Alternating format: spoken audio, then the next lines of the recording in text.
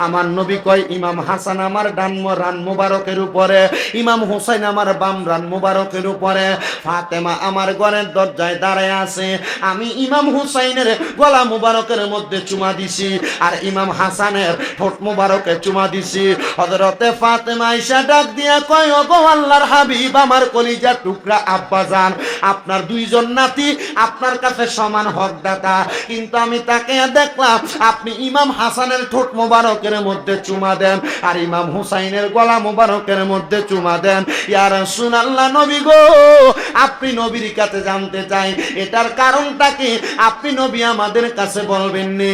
আমার নবীজি ছোট বাচ্চা মানুষ যেমন ভাবে মুখেও কান্দে চোখেও পানি ছেড়ে দেয়, আমার নবী ঠিক কেমন ভাবে কান্না করতেছে।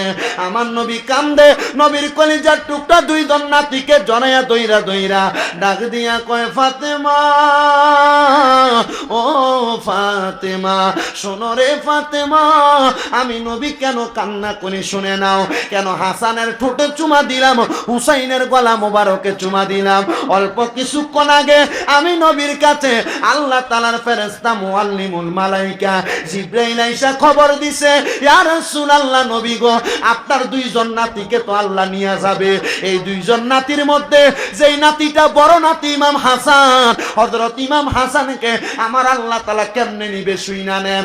ইমাম হাসানকে এমন কিছু মানুষ দাড়িওয়ালা, টুপিওয়ালা, পাগড়িওয়ালা, পাঞ্জাবিওয়ালা ইমাম হাসান রে বিষপান করাইয়া দিব। ইমাম হাসান বিষক্রিয়ায় আক্রান্ত হইয়া শাহাদাত বরণ করব। আমার নবী ডাক দিয়া কয়, ও ফাতেমা, আমি ইমাম হাসানের ঠোঁটের মধ্যে চুমা খাইছি এই জন্য যেন আমি নবীর চুমা দেওয়ার কারণে, আমি নবী তো রহমাতুল লিল আলামিন নবীজি, আমি নবীজির রহমতের ঠোঁট মুবারক ইমাম হাসানের ঠোঁটের সঙ্গে লাগার কারণে বিশুক্রি ইমাম হাসান রে মারতে পারবে না। কিতাব প্রমাণ করে, আমি দেখলাম সাওয়ারিকুল মুহরিকা কিতাবের মধ্যে ইমাম হাসানকে একবার না, দুইবার না, তিনবার না, 6 বার বিষপান করাইছে, ইমাম হাসান শাহাদাত বরণ করে নাই। এরা জিজ্ঞাসা করে, ইমাম হাসান, আপনার এতবার বিষপান করানো হয়, আপনি কেন মারা যান না? ইমাম হাসান কয়, আরে মরবো কেমনে? এই ঠোঁটের মধ্যে আমার রহমাতুল লিল আলামিন নবী দিনে রাইতে চুম্বন করেছে। অনেকে বলতে পারবে, হুজুর গো, আল্লাহ তাআলার জিকির করলেন, কিন্তু দেখলাম মাঝে মাঝে মুর্শিদের নামটাও বলতেছেন, এইটা বলার কারণটা কি? আল্লাহর জিকিরের মাঝে মুর্শিদের নামটা কেন আসে? শুনেন বাবারা, আমি আপনাদেরকে নবীর একটা হাদিস শরীফ শোনায়া দেই। আমার দয়াল নবী রহমাতুল লিল আলামিন নবী বলে, ক্বালান নবী সাল্লাল্লাহু আলাইহি ওয়াসাল্লাম, যিকরুল আম্বিয়া মিনাল ইবাদাতি ওয়া যিকরুস সালিহিনা কাফারা, যিকরুল আম্বিয়া মিনাল ইবাদা। হাদিস শরীফ বলতেছে, নবীদের নামের জিকির করলে, জিকির শব্দের অর্থ হলো স্মরণ করা, জিকির শব্দের অর্থ হলো জপন করা, জিকির শব্দের অর্থ হলো অনুসরণ করা। আমরা তো আল্লাহর জিকির করি, আল্লাহ আল্লাহ বলে ডাইকা আল্লাহর স্মরণ করি। এবার নবীর নামের জিকির কোনটা? নবীর নামের জিকির হইল নবীর স্মরণ করা। যখন আপনি কোন নবীর শান গাইবেন, কোন নবীর জীবনী পড়বেন, এটা নবীর জিকির। ওয়া যিকরু সলিহিনা কাফারা, এবং সলিহিন বান্দার জিকির কোনটা? তার মানে বোঝা যায় আল্লাহর যেমন জিকির আছে, নবীদের তেমন জিকির আছে, ওলিদের তেমন জিকির আছে। আল্লাহর যেমন জিকির, নবীদের তেমন জিকির না, নবীদের যেমন জিকির, ওলিদের তেমন জিকির না। সবাই সবার জায়গার মধ্যে সমমান পরিমাণ সওয়াব পায়। বন্ধুরে, আল্লাহকে যখন আপনি স্মরণ করবেন গো, আমার আল্লাহ তাআলা ঘোষণা করে, কুল আতিউল্লাহ ওয়া আতিউর রাসূল ওয়া উলিল আমরি মিনকুম। আল্লাহ তাআলা বলেন, কোরআনুল কারীমের মধ্যে ঘোষণা করে দিয়েছে, ও মুমিনের দলেরা, ও ইমানদারের দলেরা, তোমরা যদি আল্লাহর অনুসরণ করতে চাও, তাইলে তোমরা নবীর অনুসরণ করো। নবীর অনুসরণ করতে চাইলে যারা উলিল আমর নেককার বান্দা, দুনিয়ার জমিনের মধ্যে তোমাদেরকে উপদেশদাতা, তোমরা তাদেরকে অনুসরণ করো। আমরা কাদেরকে উপদেশদাতা বানাইবো? আমরা তো উপদেশদাতা ভালো কোনো পীর পাই না। পীরের তো সারা বিশ্বের জমিনে কোনো অভাব নাই, পীরের তো কোনো অভাব নাই, কিন্তু হক্কানি পীরের বড় অভাব। কথা কন্যা ঠিক কিনা? টাকা দিয়া, পয়সা দিয়া, সম্পদ দিয়া, দরবার বড় দিয়া পীর হয় না। পীর হয় আল্লাহর ইবাদত নবীর মোহাব্বতের মাধ্যমে। কথা কোন ঠিক কি না বন্ধুরে আমার? যেহেতু এই এলাকাটা গাউসিয়া সুবহানিয়া আহমদিয়া কাউকাবিয়া খানকা আছে এলাকার মধ্যে, যেহেতু শাহপুর দরবারের আন্ডারে অনেক মানুষ চলাফেরা করেন, ওই দরবারটাকে অনুসরণ করেন। আপনারা বলেন যারা ওই দরবারে গেছেন একবার বলেন ওই দরবারে নামাজ চলে কি চলে না? রোজা চলে কি চলে না? কথা কয় না। নামাজ চলে কি চলে না? রোজা চলে কি চলে না? আল্লাহর ইবাদত চলে কি চলে না? ওই দরবারে উরুস মাহফিলে যারা গেছেন আপনারা জানেন 5 ওয়াক্ত নামাজের সময় মাইক বন্ধ থাকবে। দরবারের নামাজের টাইমে নামাজগুলা চলে। দরবারে জিকিরের টাইমে 1 ঘন্টা জিকির, 1 ঘন্টা 24 মিনিটের আল্লাহ আল্লাহ জিকির চলে। আহলে বায়াতের স্মরণের ওয়াজ মাহফিল চলে। ওসিয়তমূলক নসিহতমূলক অনেক বয়ান চলে। হুজুর কেবলা যেমন বয়ান করে আলেম ওলামাও ঠিক তেমন বয়ান করে। কিন্তু বর্তমান কাউকা হুজুর কেবলার বয়ানগুলা শুনবেন, আপনারা বলেন এতক্ষণ পর্যন্ত হুজুর যে বয়ান করলো আউটসাইডের কোনো কথা বলেন নাই, ফালতু কোনো বকওয়াজ করেন নাই। যতক্ষণ কথা বলেছেন কোরআন এবং হাদিস থেকে কথা বলেছেন। আর যেই কথাগুলা বলেছেন ওই কথাগুলা মাইনে আমরা চলতে পারলে আমাদের জীবনটা সফল হবে। কিন্তু মুসলমান ও বলিয়ার বাবারা, আমরা তো ওই পথ মতে চলতে পারি না। এবার আসেন শাহপুর দরবারের একটা শিক্ষা আছে, যে শিক্ষাটা হইল ইয়া পাক পাঞ্জাতন লাখু সালাম, ইয়া পাক পাঞ্জাতন লাখু সালাম, ইয়া হাসান শাহ হুসাইন লাখু সালাম। বলে হুজুর নবীর কত সাহাবায়ে কেরাম আছে, শাহপুর দরবারে কেন পাক পাঞ্জাতনের জিকির করায়, পাক পাঞ্জাতনের স্মরণটা করায়? এই জন্য আমি আল্লাহ তাআলার কোরআন থেকে একটা আয়াত তেলাওয়াত করেছি। আমার আল্লাহ তাআলা পবিত্র কোরআনুল কারীমের মধ্যে ঘোষণা করে ইন্নামা ইউরিদুল্লাহু লিইউযহিবা আনকুমুর রিজসা আহলাল বাইতি ওয়া ইউতাহহিরাকুম তাতহীরা। আমার আল্লাহ কয় নিশ্চয়ই নিশ্চয়ই নিশ্চয়ই নিশ্চয়ই যারা আমার নবীর বংশধর, আমার নবীর আহলে বায়াত, আমি আল্লাহ তাআলা আহলে বায়াতের মধ্য থেকে সকল প্রকার অপবিত্রতা দূর করে ওয়া ইউতাহহিরাকুম তাতহীরা, আমি আল্লাহ তাদেরকে পবিত্র বানাইয়া দিছি। আল্লাহ গো আপনি নবীর বংশধররে পবিত্র বানাইছেন। নবীর বংশধর আবার কি? নবীর ছেলে বুঝি নবীর বংশধর, নবীর মেয়ে বুঝি নবীর বংশধর, নবীর পুত্র কন্যা এবং নবীর স্ত্রী বুঝি নবীর বংশধর। এবার আমার আল্লাহ তাআলার পেয়ারা হাবিব শিখিয়া দেয় উম্মত রে, আমার বংশধরের মধ্যে আহলে বায়াত কারা, এদেরকে তোমরা আগে একটু চিনো। আপনারা বলেন আমরা সবাই চিনার দরকার আছে না নাই? ওই হাদিস শরীফটা বলার আগে আমি আপনাদেরকে নিয়ে একটু দুরূদ শরীফ পড়ব। সবাই পড়েন আল্লাহুম্মা সাল্লি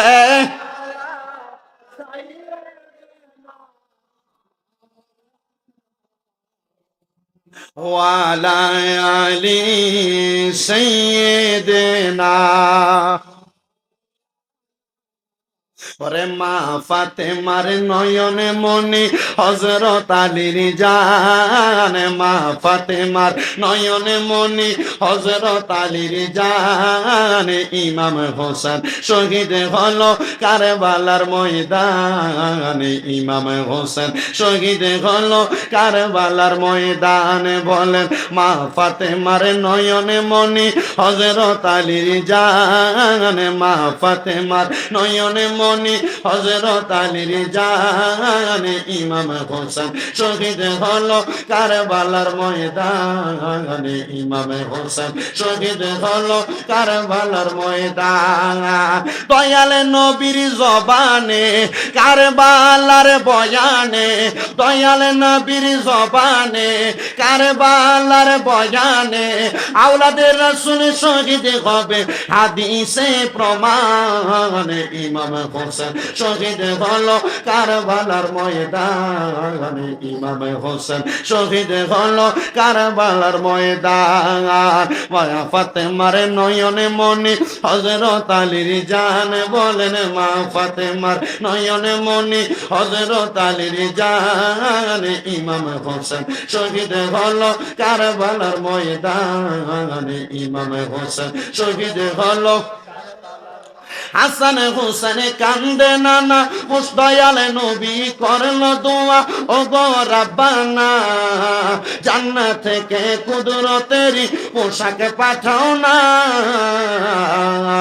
লাল সবুজের সেই পোশাকে কারবালার নিশান লাল সবুজের সেই পোশাকে কারবালার নিশান ইমাম হোসেন শহীদ হলো কারবালার ময়দানে ইমাম হোসেন শহীদ হলো কারবালার ময়দান মা ফাতেমার নয়ন মনি হযরত আলীর জান বলেন মা ফাতেমার নয়ন মনি হযরত আলীর জান ইমাম হোসেন শহীদ হলো কারবালার ময়দান আল্লাহুম্মা সাল্লি আলা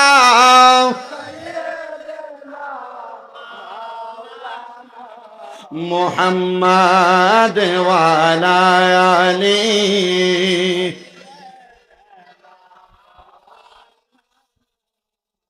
আমার মুসলমান ইমানদারের দলেরা গো গভীর মনোযোগ দিয়ে আলোচনা শ্রবণ করবা এবার নবীর সাহাবায়ে কেরাম আমার নবীকে প্রশ্ন করে ইয়া রাসূলুল্লাহ নবী গো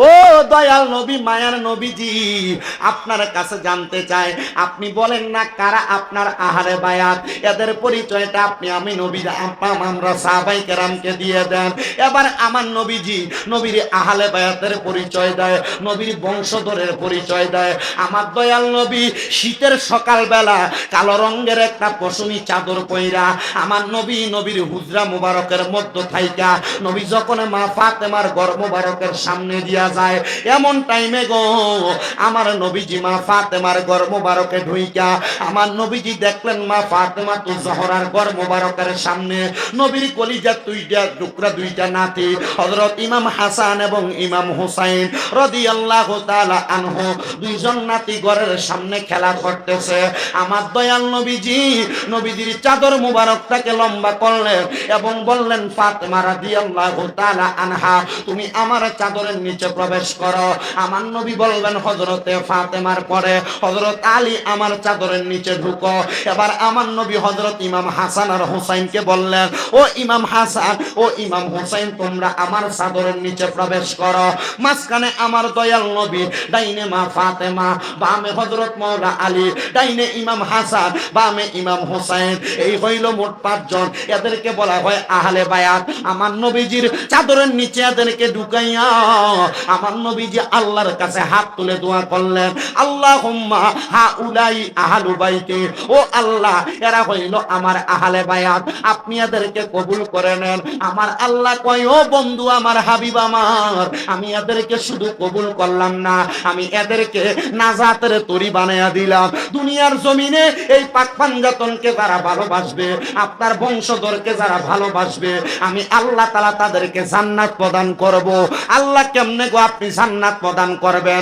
আমার আল্লাহ তাআলা আমার নবীর মাধ্যমে জানিয়ে দেয় আল ফাতেমাতু সাইয়্যিদাতুন নিসাই আহলিল জান্নাহ হযরত ফাতেমা হইল জান্নাতের মহিলাদের সরদারিনী ও আমার বলিয়া এলাকার পর্দার অন্তরালের মা বোনেরা গো একটাবার চিন্তা করো গো মা তোমরা যে 5 ওয়াক্ত নামাজ পড়ো তোমরা যে নবীর বংশধরের পাগল তোমরা যে আহলে বায়াতরে ভালোবাসো এটার কারণে আমার আল্লাহ তাআলা তোমাদেরকে মা ফাতেমার সঙ্গে জান্নাত দিবে আমার আল্লাহ তাআলা আমার নবীর মাধ্যমে জানিয়ে দেয় আল হাসান ওয়াল হুসাইনু সাইয়্যিদা শাবাবি আহলিল জান্নাহ হাসান হুসাইন হইল জান্নাতের যুবকদের সরদার যুবক ভাইরা রে শুনে নাও রে যুবকের দল আমার আল্লাহ তাআলা তোমরা যুবকদেরকে হাসান হুসাইনের সঙ্গে জান্নাতে দিবে যদি তোমরা হাসান হুসাইনকে ভালোবাসো আমার দয়াল নবী রাহমাতুল লিল আলামিন নবীজি এই হাসান হুসাইনকে কেন কেমন ভালোবাসতেন শুনে নেন আমার নবীজির কলিজার টুকরা দুইটা সন্তান ছিলেন একটা ছেলের নাম ছিল হযরত তৈয়ব আরেকটা ছেলের নাম ছিল হযরতে তাহের আমার আল্লাহ তাআলা এই তৈয়ব এবং তাহেরকে নবীর কাছে যখন দিলেন আমার নবীর কলিজার টুকরা দুইটা নাতি, এই নাতি দুইজন নবীজির বাম পাশে বসা থাকতেন, নবীজির কলিজার টুকরা দুইটা নাতি ডান পাশে বসা থাকতেন।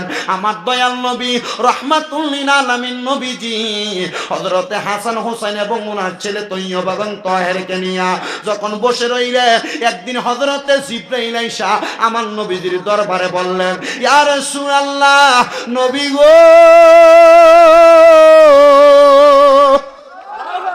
ও দয়াল নবী গো, আমার আল্লাহ তাআলা খবর পাঠাইছে এই 4 জনের কাছ থেকে আপনি আমার আল্লাহ তাআলার কাছে একজনকে বিদায় দেওয়া লাগবে।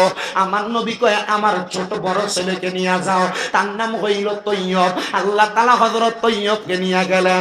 এবার আমার আল্লাহ তাআলা খবর দেয়, ওগো নবীজি, আপনার আরেকটা 3 জন থেকে আরেকজনকে দেওয়া লাগবে।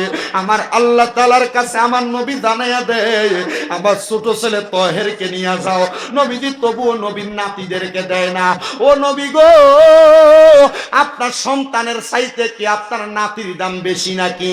আমার নবী কয়, সন্তানের সম্মান সন্তানের জায়গায়, নাতির সম্মান নাতির জায়গায়। আমার সন্তানেরা দুনিয়ার জমিন থেকে যদি আল্লাহর কাছে চইলা যায়, আমার সন্তানের জন্য আমি নবীর মনটা যত কাঁদবে, আমার নাতিরা চইলা গেলে আমি নবীর মনটা আরো বেশি কাঁদবে। নবী কেন কাঁদবে গো নবী গো? আমার নবী কয়, কারণ আমার আল্লাহ তাআলা হযরত ইমাম হাসান আর হুসাইনকে জান্নাতের যুবকের সর্দার বানাইছে। আমি নবীর লক্ষ লক্ষ কোটি কোটি গুনাহগার যুবক উম্মত থাকবে, আমার হোসেন আর হুসাইন এদেরকে জান্নাতের মধ্যে নিয়ে যাবে। জবান খুলে বলেন সুবহানাল্লাহ। ও বীর উম্মতের দল, ও আশিক রাসূল ভাই বাবারা, এবার যখন জিবরাইল তৃতীয়বার আবার নবীর কাছে আসলো, ইয়া রাসূলুল্লাহ, আমার আল্লাহ বলছে আবার 2 জন নাতিকেও দেওয়া লাগবে। আমার নবী কয়, জিবরাইল, 2টা সন্তান দিয়া দিলাম, আমি আমার আল্লাহর কাছে কোনো বিনিময় চাইলাম না। তবে আমার আল্লাহর কাছে আবার জিজ্ঞাসা করো, আমার আল্লাহ আমার 2টা নাতিরে লইয়া যাইব, আমার আল্লাহ তাআলা আমার 2টা নাতির বিনিময়ে কি প্রদান করব? আমার আল্লাহ কয়, ও বন্ধু নবী গো, হাবিব গো, আপনার 2টা নাতির বিনিময়ে আপনি আমার কাছে যা চাইবেন আমি আল্লাহ তাআলা আপনাকে তা প্রদান করব। আমার আল্লাহ তাআলার কাছে আমার দয়াল নবী ডাক দিয়া কয়, আল্লাহ, আমার এই 2টা নাতি শাহাদাতের বিনিময় আমার নাতি ইমাম হোসেনকে তো কারবালার জমিনে শাহাদাত বরণ করে দেওয়া হবে গো। আমার এই 2টা নাতিকে যেহেতু শাহাদাত বরণ করে দেওয়া হবে, ও আল্লাহ, আমার হোসেন কারবালায় শাহাদাত বরণ করলে আমার হোসেনের গলা মোবারক জর্জরিত হইয়া কত ফোঁটা রক্ত জানি পড়ব। আল্লাহ, আমি আপনার কাছে অন্য কোনো কিছু চাই না, আমার হোসেনের রক্ত আমি দেখলে সহ্য করতে পারবো না। আমার আল্লাহ তাআলা আমার নবীরে জানায়া দেয়, নবী গো, আপনার হোসেনের যত ফোঁটা রক্ত মোবারক মাটির মধ্যে পড়বে, আমি আল্লাহ তাআলা হোসেনের প্রত্যেকটা ফোঁটা রক্তের বিনিময় আপনি নবীর উম্মতদেরকে নাজাত দিয়া দিব। বলেন সুবহানাল্লাহ। হে হোসেন নবীজির আওলাদ, সালাম জানাই মোরা তোমায়, সালাম জানাই মোরা তোমায়। হে হোসেন নবীজির আওলাদ, সালাম জানাই মোরা তোমায়। জানি না কেমন করে ছিলেন নবী সোনার মদিনায়, যে সময় এজিদের দল হোসাইনের গলায় তলোয়ার চালায়। হে হোসেন নবীজির আওলাদ, সালাম জানাই মোরা তোমায়, সালাম জানাই মোরা তোমায়। আমার বলিয়ার বাবারা গো, ও বলিয়ার যুবকের দল, ও বলিয়ার মুরব্বী বাবারা, একটু মনোযোগ দিয়ে আলোচনাটা শ্রবণ করবেন। আমার আল্লাহ তাআলা যখন বলল হুসাইনের রক্তের বিনিময় নবীর গুনাহগার উম্মতদেরকে জান্নাত, আপনাদের কষ্ট হইতেছে? দেরি হয়ে যেতেছে নাকি? 12টা বাজে মাত্র। আমার কালকেও মনে হয় না মাহফিল আছে, কি জানি কয়টা, ও পশ্চিম বেলগড় গাউসুল আজম জামে মসজিদ কালকে। তবে এনাইতে একটু দেরি হইব, মোটামুটি 12:30 1টা বাজে যাইব। আমার আরেকটা মাহফিল আছে কালকে 10টার দিকে দোয়া ভাঙ্গা সুহাপাড়া মনে হয় এনে, তো আসতে একটু দেরি হইলো। মোটামুটি আপনারা যদি পারেন ওইদিকে যাবেন। বেলগড় কি কাছাকাছি আপনাদের? এই কাছাকাছি, ইনশাল্লাহ আপনারা যাইবেন, এটা আপনাদেরকে দাওয়াত দিয়ে গেলাম। তবে যতটুকু বয়ান করতেছি যদি ভালো লাগে, আহলে বায়াতের ভালোবাসা, আহলে বায়াতের মোহাব্বত, বেলগড় গাউসুল আজম জামে মসজিদ কলে ওইখানে আহলে বায়াতের মোহাব্বত, এদেরকে ভালোবাসলে কি হয়, এদের হুজুর নামাজের ওয়াজ করেন, রোজার ওয়াজ করেন। আচ্ছা শুনেন, একটা মোটরসাইকেলের চাবি পাওয়া গেছে, যা চাবি যদি খুঁজা থাকেন নিয়ে যাবেন, ফমান দিয়ে নিয়ে দেবেন, ধরেন মাটি কমিটির কাছে দিয়ে দেন।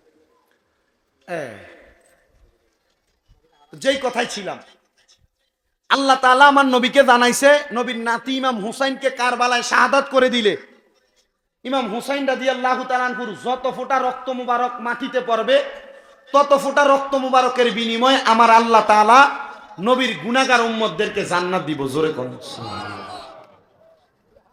আচ্ছা, নবীর নাতি যদি আমাদের জন্য ওনার রক্ত মুবারক কারবালার জমিনের ভিতরে ঢেলে দিতে পারেন, তাহলে আমরা কি ওই নবীর নাতিকে ভালোবাসার দরকার আছে না? আমরা কিন্তু ওই নবীর নাতিদেরকে ভালোবাসি। নাতি হযরত ইমাম হুসাইন যখন কারবালার ময়দানের মধ্যে গেছেন, কারবালার ময়দানে শাহাদাত হয়ে গেছেন, কিন্তু আমার নবীর প্রখ্যাত একজন হাদিস বিশারদ, যিনার নাম হইল হযরতে আব্দুল্লাহ ইবনে আব্বাস রাদিয়াল্লাহু তাআলা আনহু, উনি বলেন মুহররম মাসের 10 তারিখ আসরের নামাজের সময় আমি কারবালার ময়দানের মধ্যে তো যাইতে পারি নাই, আমি মক্কা শরীফের মধ্যে ছিলাম, হাতিমে কাবার সঙ্গে রান মোবারকের উপরে আমার ইমাম হুসাইন ছিল, আমি নবীর বামরান মোবারকের উপরে আমি নবীজি হাসান হুসাইনকে চুমা খাইতেছি, আমি হাসান হুসাইনকে আদর যত্ন করতেছি। ও বন্ধু, আমার নবী বলে এমন টাইমে আমার কলিজার টুকরা কন্যা হযরতে ফাতেমাতু জহরা রাদিয়াল্লাহু তাআলা আনহা আমার সামনে দিয়া যাইতেছে। মা ফাতেমা আমার যখন দেখলো গো, আমার ফাতেমা আমি নবীর দিকে আইসা দেখতেছে, আমি হযরত ইমাম হুসাইনের গলা মোবারকের মধ্যে চুমা দিতেছি, আর আমি হযরত ইমাম হাসানের ঠোঁট মোবারকে চুমা দিতেছি। এটা কোন ফাতেমা জানুনি গো মা? ও আমার বলিয়া এলাকার মা বোনেরা, সোশ্যাল মিডিয়ায় দেখনেওয়ালা মা বোনেরা, এটা হইল ওই ফাতেমা, যেই ফাতেমার সঙ্গে তোমরা মহিলারা জান্নাতে যাইবা। মহিলারা চিন্তা করে হুজুর, যেহেতু নবীর মাইয়া ফাতেমার লগে আমরা জান্নাতে যাবো, তাহলে আমরা নামাজ পড়ব কেন, আমরা স্বামীর খেদমত করব কেন? আমি বলবো না রে মা, যেই মহিলারা 5 ওয়াক্ত নামাজ পড়বে, যেই মহিলারা স্বামীর খেদমত করবে, যেই মহিলারা পর্দা করে চলবে, যেই মহিলারা রোজা রাখবে, এই মহিলারাই কিন্তু মা ফাতেমার লগে জান্নাতে যাইব। জামাইর লগে দমক দিয়া কথা কইয়া জান্নাত আশা করো, লাভ হবে না। নামাজ না পড়া হাজীগঞ্জের বাজারে মার্কেটে মার্কেটে ঘুরা নামাজ জান্নাত আশা করো, লাভ হবে না। ও মা বেপরদা ঘুরবা, আবার মা ফাতেমার লগে জান্নাতে যাইবা, লাভ হবে না। জামাই 1 গ্লাস পানি চাইছে, দমক দিয়া বলছো এখন না নিজে লইয়া খাও, আবার তুমি জান্নাতের আশা করবা। আল্লাহর কসম, স্বামীর অবাধ্য হইয়া মা ফাতেমার লগে জান্নাতে যাইবা দূরের কথা, জান্নাতের সুগ্রাণও তোমরা পাইবা না। আর আল্লাহর নবী কয় জান্নাতের সুগ্রাণ 500 বছরের রাস্তা দূর থেকে পাওয়া যাবে। জবানটা খুলা কন্যা সুবহানাল্লাহ। খাতুনে জান্নাত মাগো, খাতুনে জান্নাত মা ফাতেমা আমার,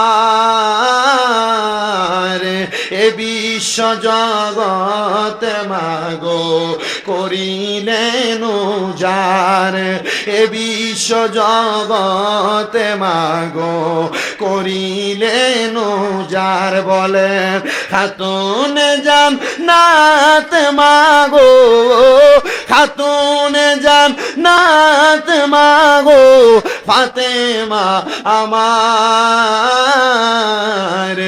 এ বিশ্ব জগৎ মাগো করিলেন উজার।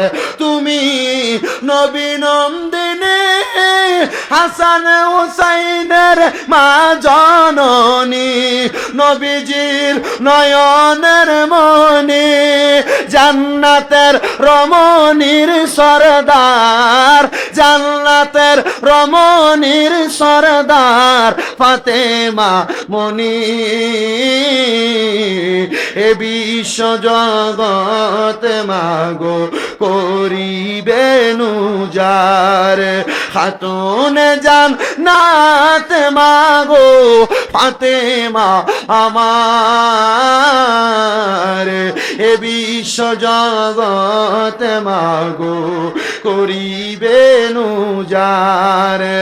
ও বন্ধুরে, ও নবীর প্রেমিকের দলেরা, আমার নবী কয় ইমাম হাসান আমার ডান রান মুবারকের উপরে, ইমাম হুসাইন আমার বাম রান মুবারকের উপরে, ফাতেমা আমার ঘরের দরজায় দাঁড়ায় আছে। আমি ইমাম হুসাইনের গলা মুবারকের মধ্যে চুমা দিছি, আর ইমাম হাসানের ঠোঁট মুবারকে চুমা দিছি।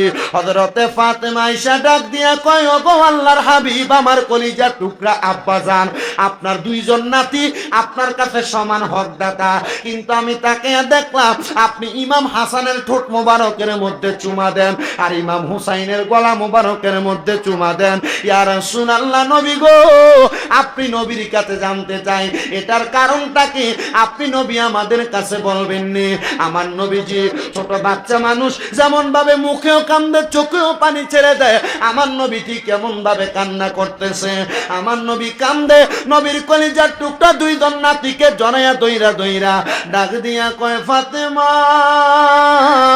ও ফাতেমা, শোনো রে ফাতেমা, আমি নবী কেন কান্না করি শুনে নাও। কেন হাসানের ঠোঁটে চুমা দিলাম, হুসাইনের গলা মোবারকে চুমা দিলাম? অল্প কিছুক্ষণ আগে আমি নবীর কাছে আল্লাহ তাআলার ফেরেশতা মুআল্লিমুল মালাইকা জিবরাইল আইসা খবর দিছে, ইয়া রাসূলুল্লাহ, নবী গো, আপনার দুইজন নাতিকে তো আল্লাহ নিয়ে যাবে। এই দুইজন নাতির মধ্যে যেই নাতিটা বড় নাতি ইমাম হাসান, হযরত ইমাম হাসানকে আমার আল্লাহ তাআলা কেমনে নিবে শুইনা নেন। ইমাম হাসানকে এমন কিছু মানুষ, দাড়িওয়ালা, টুপিওয়ালা, পাগড়িওয়ালা, পাঞ্জাবিওয়ালা, ইমাম হাসান রে বিষপান করাইয়া দিব। ইমাম হাসান বিষক্রিয়ায় আক্রান্ত হইয়া শাহাদাত বরণ করব। আমার নবী ডাক দিয়া কয়, ও ফাতেমা, আমি ইমাম হাসানের ঠোঁটের মধ্যে চুমা খাইছি এই জন্য যেন আমি নবীর চুমা দেওয়ার কারণে, আমি নবী তো রহমাতুল লিল আলামিন নবীজি, আমি নবীজির রহমতের ঠোঁট মুবারক ইমাম হাসানের ঠোঁটের সঙ্গে লাগার কারণে বিষক্রিয়া ইমাম হাসান রে মারতে পারবে না। কিতাব প্রমাণ করে, আমি দেখলাম আস-সাওয়ারিকুল মুহরিকা কিতাবের মধ্যে ইমাম হাসানকে একবার না, দুইবার না, তিনবার না, 6 বার বিষপান করাইছে, ইমাম হাসান শাহাদাত বরণ করে নাই। এরা জিজ্ঞাসা করে, ইমাম হাসান, আপনার এতবার বিষপান করানো হয়, আপনি কেন মারা যান না? ইমাম হাসান কয়, আরে মরবো কেমনে? এই ঠোঁটের মধ্যে আমার রহমাতুল লিল আলামিন নবী দিনে রাইতে চুম্বন করেছে।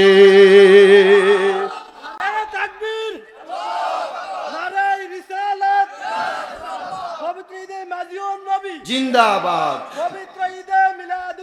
জিন্দাবাদ, জোরে বলেন জিন্দাবাদ, জোরে বলেন মারহাবা।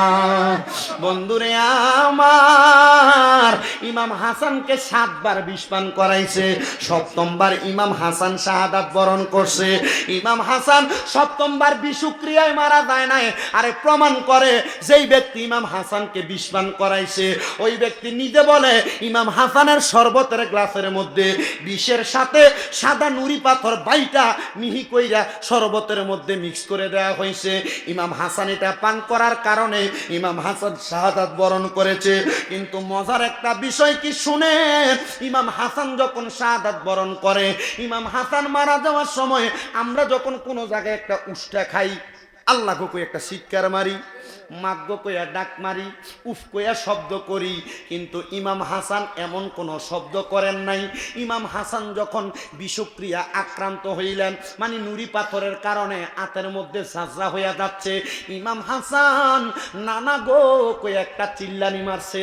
কারণ দুনিয়ার জমিনে নানারে তাদের চাইতে বেশি কেউ ভালোবাসে না, কারণ তাদের নানা হইল আখিরি জামানার নবীর, আখিরি জামানার পয়গাম্বর নবী মুহাম্মদ মুস্তাফা আহমদ মুহাম্মদ মুস্তাফা সাল্লাল্লাহু আলাইহি ওয়াসাল্লাম নবীজি, যেই নবীজির উপরে আল্লাহ তাআলা সর্বশ্রেষ্ঠ গ্রন্থ কোরআন নাজিল করছে, যেই নবীজিকে আমার আল্লাহ তাআলা ইমাম বানাইয়া বাইতুল মুকাদ্দাসের মধ্যে সব নবীরে মুসল্লি বানাইয়া আমার নবীর ইমামতিতে নামাজ পড়াইছে, যেই নবীরে উপাধি প্রদান করছে ইমামুল মুরসালিন, মানে সকল নবীদের ইমাম, সকল রসুলদের ইমাম, সকল আম্বিয়াদের ইমাম, ওই নানার উম্মত ইমাম হাসান ডাক দিয়া কয়, আমি নানা গো কইয়া চিল্লানি মারলাম।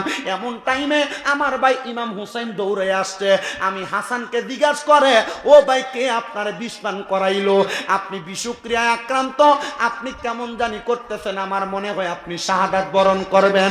একটা বার আপনারে কে মারলো তার প্রমাণটা আপনি আমার কাছে দিয়া যান। ইমাম হাসান ওই সময়ে কোরআনের আয়াত শোনাই, ইন্নাল্লাহা মা'আস সাবিরিন, নিশ্চয় ধৈর্য ধারণকারীর সঙ্গে আমার আল্লাহ রয়েছে। ইমাম হাসান কয়, ভাইজান এখন যদি আমি তাদের পরিচয় আমি আপনার কাছে দেই, আপনি তাদের গর্দান আলাদা করে দিবেন। আর আমার নবীজির উম্মতেরা কিয়ামত পর্যন্ত যে বেঁচে থাকবে তাদেরকে ঈমান পরীক্ষা করবে কেমনে? তাদের কাছে মুসলমান হবে দুই ধরনের, একটা হবে হুসাইনি, আর একটা হবে ইয়াজিদি। হুসাইনিরা নামাজ পড়বে, হুসাইনিরা আমি নবীর নাতিদেরকে মুহাব্বত করবে। এই জন্য আমি এদের পরিচয় আপনার কাছে দিতে চাই না। একজন শায়ের এটা সুরে সুরে বলে, আরে ও ভাই কহে একেবার আর শুনি, ওরে কে তোমারে খাওয়াইলো জহর নবীজির পরা নিরে, বাহিরে আমার সোনার চন্দ্রমণি, আল্লাহ বলে ও জিবরাইল, জিবরাইল যাও না রে চলিয়া, আর ৭০,০০০ ফেরেশতা আনো জানাজার লাগিয়া রে, বাইরে আমার সোনার চন্দ্রমণি, ও ভাই কহে একবার আর শুনি, ওরে কে তোমারে খাওয়াইলো জহর নবীজির পরা নিরে, বাইরে আমার সোনার চন্দ্রমণি, আকাশ কান্দে বাতাস কান্দে, কান্দে দরিয়ার পানে, ওরে দুই পুত্র হারাইয়া কান্দে, জান্নাতে ফাতেমা জননী রে, বাহিরে আমার সোনার চন্দ্রমণি, বলিয়ার যুব ও বলিয়ার মুরব্বী বাবারা, ও বলিয়ার পর্দার অন্তরালের মা, আগামী 5 মিনিটের মধ্যে আপনারা বয়ানের মজাটা বুঝতে পারবেন। হযরত ইমাম হাসান যখন শাহাদাত বরণ করলেন, এবার পালা আসলো হযরত ইমাম হুসাইনের। ইয়াজিদের দলেরা কুফার মধ্য থেকে 1200 মতান্তরে 1250 চিঠি দিয়েছে। কয়টা চিঠি? 1200 মতান্তরে 1250 চিঠি দিয়েছে। হযরত ইমাম হুসাইন রাদিয়াল্লাহু তাআলা আনহুকে মক্কা নগরী থেকে কুফায় নেওয়ার জন্য হযরত ইমাম হুসাইন রাদিয়াল্লাহু তাআলা আনহু 1250 চিঠি পাওয়ার পরে রওনা করলেন। রওনা করে কারবালার ময়দানে উপস্থিত হয়ে গেছে। একদিন থেকে 10 মুহররম পর্যন্ত কারবালার ময়দানের মধ্যে 71 জন শাহাদাত বরণ করেছে। বলেন কয়জন? 71 জন শাহাদাত বরণ করেছে। মতান্তরে 70 থেকে 72 জন কারবালার ময়দানে ইমাম হুসাইনের দলেরা শাহাদাত বরণ করেছে। বন্ধুরে, ইমাম হুসাইন রাদিয়াল্লাহু তাআলা আনহু কারবালার ময়দানে এখনো যান নাই। বৃহস্পতিবার দিবাগত রাত্র ইমাম হুসাইন রাদিয়াল্লাহু তাআলা আনহু কোরআনুল কারীম ওনার সিনার মধ্যে ধারণ করা ছিলেন। ওনার কলিজার টুকরা স্ত্রীর নাম ছিল হযরতে সাহারা বানু। হযরত ইমাম হুসাইন নবীজির সুন্নাহ মোতাবেক সাহারা বানুর ডান উরুর মধ্যে ওনার মাথাটা রাইখে একটু শুইছেন ক্লান্ত অবস্থায়, সারাদিন যুদ্ধ বিধ্বস্ত অবস্থা। ইমাম হুসাইন যখন সাহারা বানুর সুন্নত স্ত্রীর রান মুবারক রানের উপরে মাথা রেখে ঘুমানো কি কথা কয় না। আর আপনি তো কাম গাছ সাইরে এসে স্ত্রীকে সময় দিবেন, কোনোরম নাক টেনে ঘুমান, বউ যে আছে বউর যে হকও কিছু আছে এটা মনে থাকে না। কথা কয় না। বুড়ো হইলে বউর হক আসেনি, কথা কয় না, আসেনি। আরে বউ, এটা যদি আপনি নিজেও বুড়া হন বউও বুড়া হয়, সুন্দর কথা বলে সারা রাত ফার করে দেওয়ান যায়নি। কথা কয় না। আল্লাহ নবীর সুন্নত, নবীজি বলছে যদি স্বামী স্ত্রী তোমরা যদি মুরব্বী হয়ে যাও, অনেক বয়স্ক হয়ে যাও, তোমরা এক বালিশকে তোমাদের বিছানার জন্য নির্দিষ্ট করো। কয় বালিশ? একটা বালিশে নির্দিষ্ট করতে। ইয়া রাসূলুল্লাহ কেন? নবীজি বলছে স্বামী স্ত্রী যত লাইগা একসাথে পাশাপাশি থাকবে, সমস্ত জগতের যত অংশ খালি থাকবে, এই খালি জায়গা আল্লাহ রহমত দিয়া ভরপুর করে দিবে। আস্তে সুবহানাল্লাহ কয় রে, কিপটামি করে রে। খালি রাখা যাবে না। আর মা বোনেরা জামাই যদি একদিন একটু ধমক দেয়, মাথাটা ঘুরে অন্য দিকে ফিরে উঠতেছে। কথা কয় না। আছে। আজকে আমার মাদারীপুর থেকে একজন কল দিছে। কোন জায়গা? মাদারীপুর থেকে। হুজুর আমার স্ত্রী এই এই অন্যায় করেছে, হুজুর আমি চাচ্ছি তাকে তালাক দেওয়ার জন্য। আমি জিজ্ঞাসা করলাম, আমি চিন্তা করলাম, আমি যদি কই, আমার পরামর্শ লেগে কল দিছে, এখন যদি আমি কই তালাক দিয়ে দেন, দিয়ে দিব। আমি কইলাম ভাইজান ক্ষমা করা মহত্বের লক্ষণ। কিসের লক্ষণ? মুহূর্তের। আমি বললাম আপনার স্ত্রীর 10টা অন্যায় আপনি ক্ষমা করে দেন, এবং তার যে অন্যায়গুলা, তার বাবার বাড়ির 2-3 জনকে ডাইকা তার সাথে বসাইয়া তাদের কাছে তার অন্যায়গুলা বইলা দেন।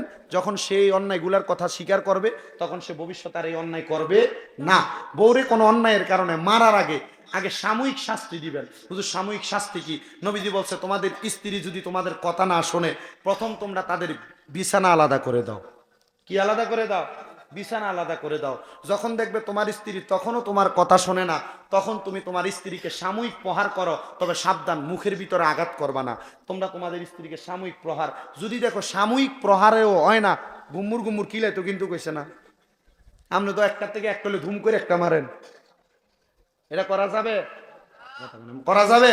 নবীজি বলছে তোমাদের স্ত্রী তোমাদের কাছে সাময়িক সময়ের মেহমান, আমি আল্লাহ তাআলা কিছুক্ষণ পরে, কিছুদিন পরে তোমাদের কাছ থেকে আবার নিয়ে আসবে। এরপরে যদি দেখেন হয় না, তাহলে তার বাবার বাড়ির লোক ডাক দিয়া তাকে সুন্দর একটা সমাধানের জন্য চেষ্টা করবেন, দেখবেন ঠিক হয়ে গেছে। বিয়ে করছো নি তুমি? বিয়ে তো করছিস না, ঠিক কস। আল্লাহ তাড়াতাড়ি বিয়ে করার তৌফিক দাও, আমিন কর। বিয়ে করা কি গুনার কাম নাকি? কথা কয় না, গুনার কাম? করাই দিবেন। সন্তান প্রাপ্ত বয়স্ক হয়েছে, যখন দেখবেন আশেপাশের বাড়ির মায়ে পানি রুকি দুকি দেয়, তখনই বিয়ে করাই দিবেন। হুজুর বলে কারণ কি? কারণ এরে আপনি বিয়ে করাই দিলে এত আর অন্য বেডির দিকে যাইতো না। কথা কয় না কেন? চাইবো অন্য মেয়েদের দিকে টিস্কারি করবো, এত আর বোর প্যারা লইয়ে হারাইতো না, অন্য মেয়ের ফেরা লইবে। ঠিক আছে, ঠিক না? আল্লাহ তাআলা বোঝার তৌফিক দেয়। ঠিক কেমনে বুঝবেন? যারা বিয়ে করছে এরা না বুঝে। তবে এই বিবাহ আল্লাহ তাআলার অসংখ্য বড় নিয়ামত। বলেন আল্লাহ তাআলার কি নিয়ামত? অসংখ্য বড় নিয়ামত। আল্লাহর হাবিব সাল্লাল্লাহু আলাইহি সাল্লাম এজন্য এটার মাধ্যমে রিজিক। অনেকে চিন্তা করে আমার ফুতে এখনো নিজের ভাই দাঁড়াইছে না, আমি আমার ফুতের কি লেগে বিয়ে করাইতাম, এতে নিজের ভাই দাঁড়াইছে না, এবার ভাই দাঁড়াই রয়েছে। ঠিক না? জি না, এ চিন্তা করা যাবে না। সন্তান প্রাপ্ত বয়স্ক হইলে তার বিবাহ করাইবেন। বলে হুজুর এখন তো কামাই করে না, তারে কি বালা করে বিয়ে করান যাইবো? বালা করে কেন, আপনি ফকিন্নির জিএনে বিয়ে করাই দিবেন তারে, মাইয়া যদি সুন্দর হয়। কারণ কি? সে তার রিজিক নিয়ে আপনার বাড়িতে আসবে। মানে আপনি চিন্তা করেন, আমার 2 তলা বিল্ডিং, আমার ফুতের বউ যদি বাপের বাড়িতে বিয়ের বেদ যদি 2 তলা না হয়, তাহলে আমার বাড়ির লোকটি যে যাইবো তারা খাইতো, তো আমার কি শরমটা রইব না? জি না, এটাও একটা জুলুম। এটা কি? জুলুম। সাবধান, এসব বিষয় খুব একবারে বেশি কেয়ারফুল থাকবেন। মনে করেছেন আপনার সমপরিমাণ হইয়া আপনি আপনার বউ ছেলেকে বিয়ে করাইবেন না। আপনি যদি আপনার সাইতে নিচু ফ্যামিলি বিয়ে করাই আনেন, তখন মাই আপনার ফুতের লগে আপনার লগে গাঁর বিয়া কইয়া কথা কইতে সাবধানে কথা কইব। তা আপনি তো বিয়া করানোর সময় ফয়সালার মাইয়ে বিয়ে করাই আনেন, তখন মাইয়া তো আজীবন পয়সা দেখতে দেখতে বড় হয়েছে, তখন আপনার ঘাটটা ভাগ দিয়ে কয় আমি কি আপনার কাছে এমনি আইছি 5 লাখ দিয়ে, তুই আল্লাহ আমার বাপে মারাইছে লয়নি 5 লাখ 2 লাখ 3 লাখ, তখন আর ফুতের বিয়া করায় না, বিয়া দেয়। তখন ফুতে আর মা বাপের কথা শোনে না, তখন বউর কথা শোনে। কথা ঠিক আছে? যে ঘরে দেখবেন বউ হদ্দারি করে, ফুতে বউর কথা হইনা চলন লাগে, মা বাপের কথা বউ শোনে না, সেই ঘরে মনে করবেন তারা যৌতুক লই বিয়া করেছে। এই যৌতুকের অপকারিতা হইল এটা। আপনি যৌতুক লইবেন, আপনার ছেলের বউ আপনার কথা শুনবেন। আপনি যৌতুক লইবেন, আপনার ছেলের বউ আপনার উপর দিয়ে ধমক দিয়ে কথা বলবে। আপনি যৌতুক লইবেন, আপনার ছেলের বউ আপনার ফুতেরি দিয়া ডেক মাথাইবে। কথা কি ঠিক? মারতেন না, এই একবার তিক্ত সত্য কথা। আল্লাহ তাআলা বোঝার তৌফিক দান করুন। শেষ করার আগে আর একটু মোহাব্বতে দুরূদ শরীফ আদায় করেন আল্লাহুম্মা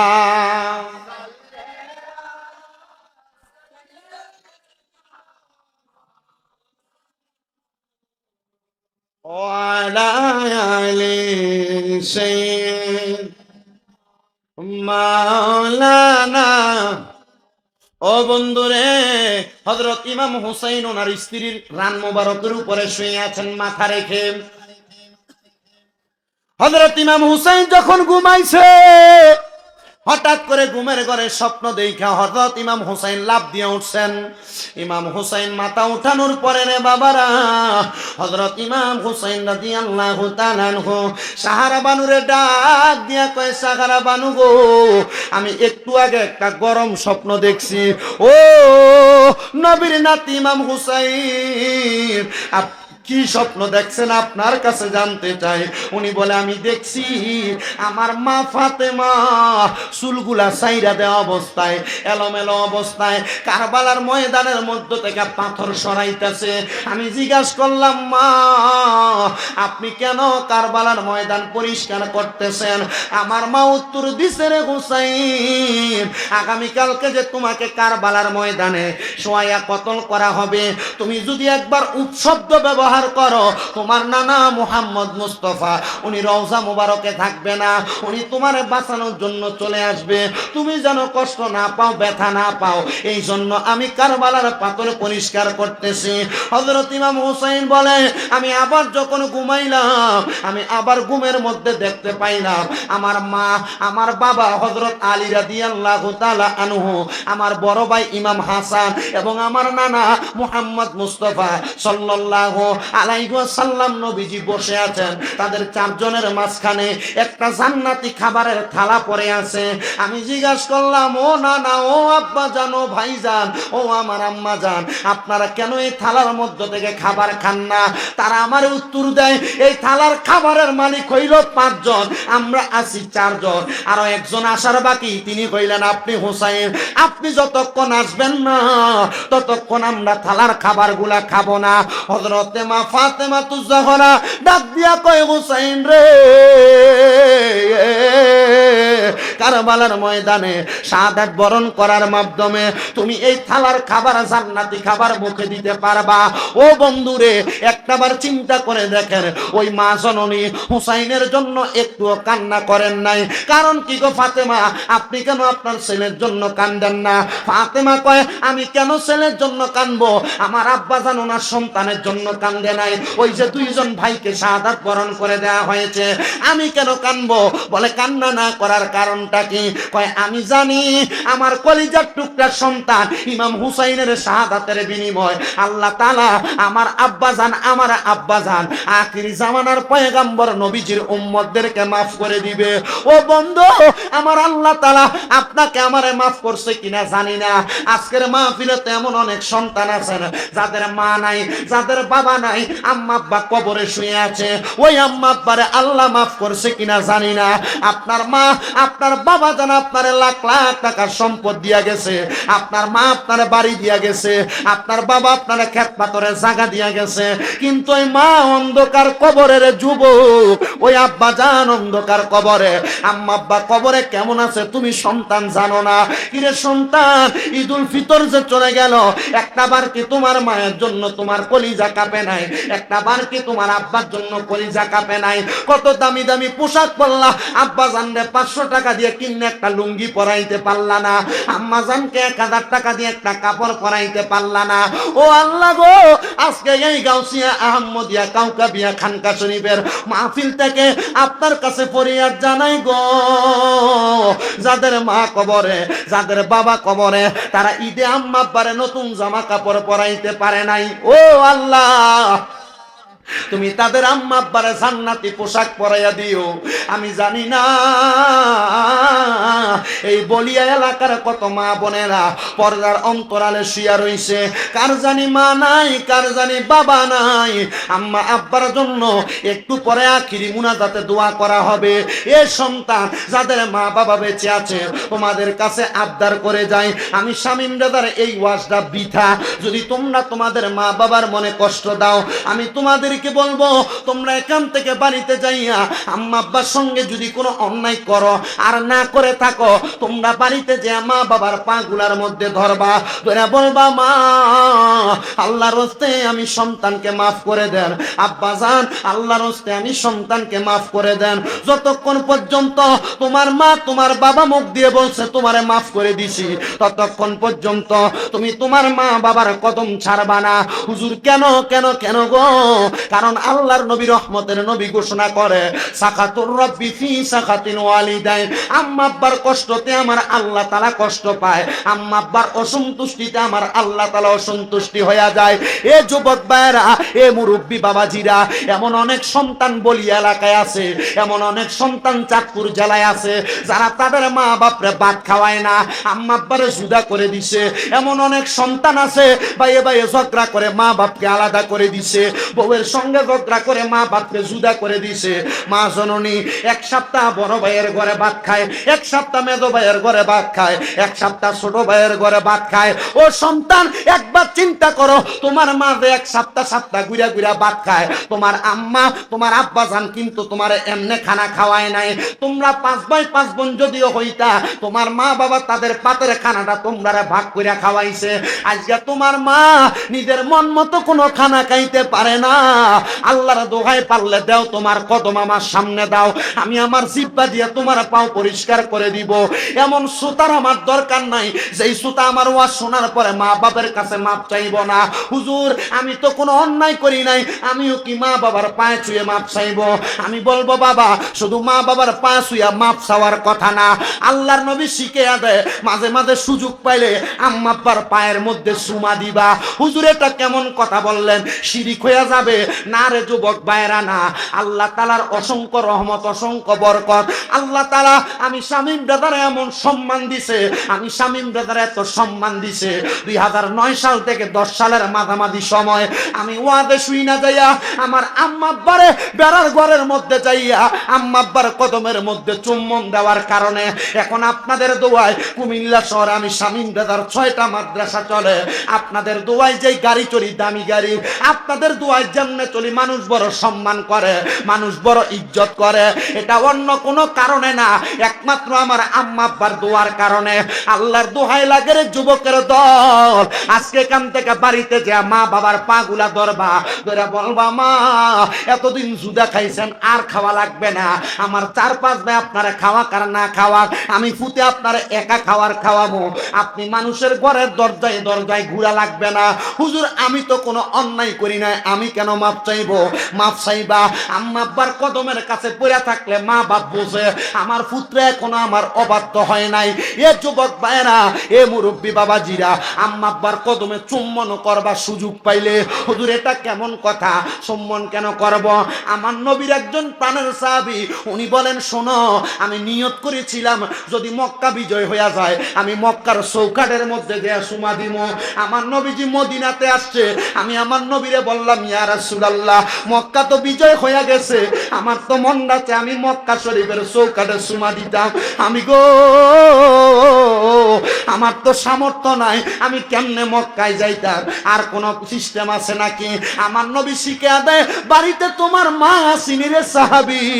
ডাক দিয়ে কয় কলা না আমি ইয়া রাসূলুল্লাহ আমার মা বেঁচে আছে, আমার মা বেঁচে আছে। আমার নবী কয় যাও যাও যাও আম্মা জানের পায়ের মধ্যে যে চুমা দাও, আম্মার কদমে চুম্বন করলে আল্লাহর কাবায় চুমা দেওয়া না, আল্লাহর জান্নাতের চৌকাঠে চুমা দেওয়ার সওয়াব পাইয়া যাইবা। ওরে জান্নাতের চাবি আমার মা গো, জান্নাতের চাবি আমার মা বলেন, জান্নাতের চাবি আমার মা গো, জান্নাতের। ও বন্ধুরে, অনেকে চিন্তা করে হুজুর আমার তো বাড়িতে মা নাই, আমি কার পায়ে চুমা খাইমো, আমি কার পায়ে ধরে মাপ চামো? হুজুর যাদের বাড়িতে বাবা নাই তারা কার পায়ে ধরে মাপ চাইবো আর কার পায়ের মধ্যে ধরবো? আমি বলবো যুবক ভাইরা, মুরব্বী বাবাজিরা, তোমার মা বাবা কবরে মাপ চাওয়ার সুযোগ নাই, একটু পরে মুনাজাত করা হবে, আম্মা আব্বার জন্য কাজ করে দোয়া করা হবে। যেহেতু আপনাদের এই এলাকার জমিনে গাউসিয়া, সুবহানিয়া, আহমদিয়া, কাউকাবিয়া, খানকা শরীফ এবং একটা মাদ্রাসার কথা আমাদের হুজুর কেবলা বলে দিয়ে গেছে। মুনাজাত করে দিব।